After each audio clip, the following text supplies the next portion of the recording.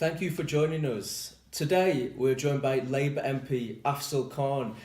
Afzal was elected to the Manchester Gortoncy in last June's general election, and following that election success he was appointed as Shadow Immigration Minister by Labour leader Jeremy Corbyn. Afzal, we're facing the biggest refugee crisis in decades now, and staggering numbers of refugees fleeing persecution are being forced to live in horrendous conditions in makeshift camps. As you know, there are continued calls for the government here to do more to offer further resettlement places. Do you believe that we as a nation are doing enough, and what would you like to see done to ease the crisis? Well, first of all, I would say that it's probably the worst humanitarian crisis we've seen. It's almost like 65 million refugees in the world, the whole population of Britain. Yeah. This is what the scale is, and there's a tremendous pressure on the UN itself. And I think if we don't get our act together as a world community, the UN system itself will collapse. Yeah. This is how severe the problem is. But then if you look it further down, what you find is about 80% of this burden is being carried by developing countries, not the developed. You go further down, you look at the whole, our EU system of the 28 countries, number one economically, and yet despite this huge Germany and other countries have done, actually the burden sharing isn't right. So both at the world level, at the European level, at the country level, I think the sharing of the burden isn't right. No. Even when you get into the UK, what you realize is that those areas which are poor areas, they're getting disproportionately more burden. And with the cuts of 8 years on public services, it causes huge strain on the relations as well, I think. Yeah. So I don't think enough is being done, but I think we need to look at it in a wholesome manner. Particularly, we need to be having policies which promotes peace, not war. But we can deal with it. As a country, we can do more. As a Europe, we can do more. And as a world, we can do more. So we need to be better organized, better managing at this. Yeah. We can. I mean, what is the danger of actually sitting back and not doing more and acting on the situation? Well, I've highlighted before, I think the risk is the whole UN system itself. The refugee handling could collapse. And I think with that, you'll see more suffering. But that's not the way we want to see the humanity to move. What we want to see is really much better systems, more peace promotion, more development taking place. So we don't have this pressure. And I think, I genuinely believe we can resolve it. It's not that we can't. No. We just need to put less effort on the war, more on the peace. Yeah, of course. And I mean, yourself, you were born in Pakistan and you moved to the UK when you were adopted out of poverty as a child. Do you believe that it's your experiences growing up that have truly sort of shaped you and are the reasons why you are so passionate to help those in need?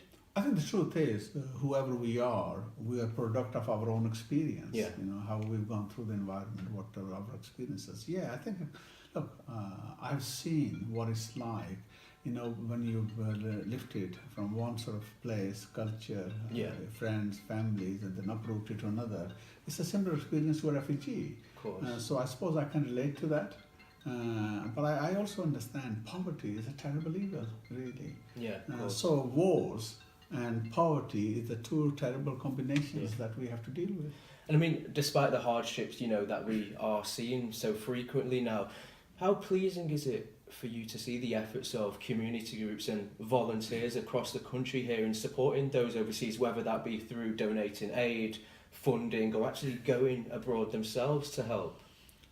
I always find it heartwarming, actually. I've got about 20 years of public service in the community as a councillor, as a Lord Mayor, as MEP, as an MP now. I'm always impressed, actually, the number of people, great people how they are, you know, the work they do. And it's not just about refugee work they do, actually. I mean, now in the Christmas, there were young people, you know, they invited me as well, and they were feeding the homeless, you know, the nice food, the clothes as well. Amazing, you know, there is the spirit there. When I was a Lord Mayor, again, I saw that with the earthquake happening and tsunami happening, how millions of people donated. Rohingya situation now, currently, again, people, how they give. British people are amazingly generous, so both in what they do here and how they contribute with their skills and money in the world as well, wherever there's a disaster. And you touched on your past roles briefly then. I mean, when you were elected last year, you became the first person from a black minority and ethnic background to actually represent a Manchester constituency. You've been the first Asian Lord Mayor of the city. You're on the council's executive, a North West MEP, and now Shadow Immigration Minister. Where do you see yourself looking ahead in, say, 10 years or so on the political front? I think I've done enough of the first. I've got a number of those under my belt. If I'm honest with you, I don't operate like that. No. The deeper value which I operate on actually is that the best among humanity are those who bring benefit to others. Yeah. So that's the sort of stuff which drives me. And I always think it doesn't matter what position I'm occupying. It's what I'm doing with it which is important.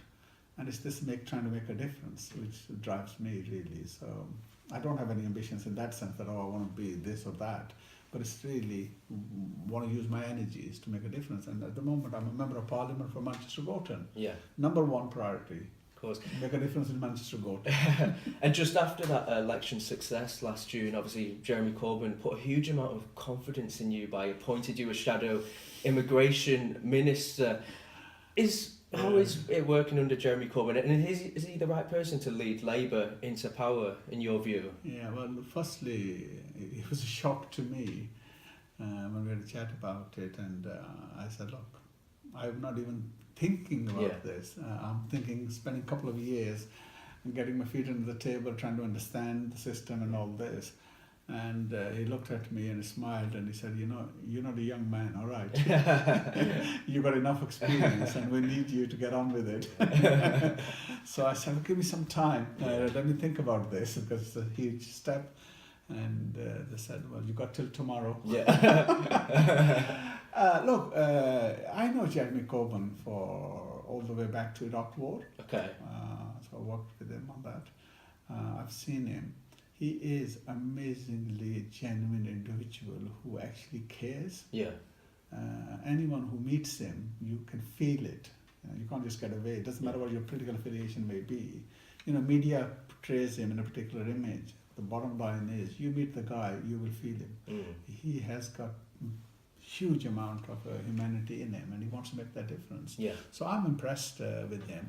But then if you look at it further, how he's done as a leader, despite all the odds and what you hear, Labour Party is the biggest political movement in Europe. That's an amazing turnaround. If you look at the losses we had electorally with this general election, which Theresa May called, there's no need for it. She called because she thought she'll thrash him and get a solid, big Tory majority. Yeah. And look what happened. People were able to see. They could listen to him, meet him, look at the policies he was putting forward, and that resonated. People said, we like what we're seeing, we like what we're hearing. We had an amazing result. So I think if you measure him on any scale, it's pretty impressive. Yeah. I think finishing off now, Brexit, I think that's on everyone's lips still at the minute, isn't it? Would you like there to be an early general election, or do you believe that Brexit negotiations need to progress considerably before we can even contemplate that? Look, I've been a member of European Parliament. I know what the score is. I think the way the government's handling, they're trying to pretend they know what they're doing. From all knowledge that I have and all that I'm seeing, I think they haven't got a clue what they're doing. I think they're all over the show with it. I just cannot imagine this government is going to be able to get any decent deal which works for Britain.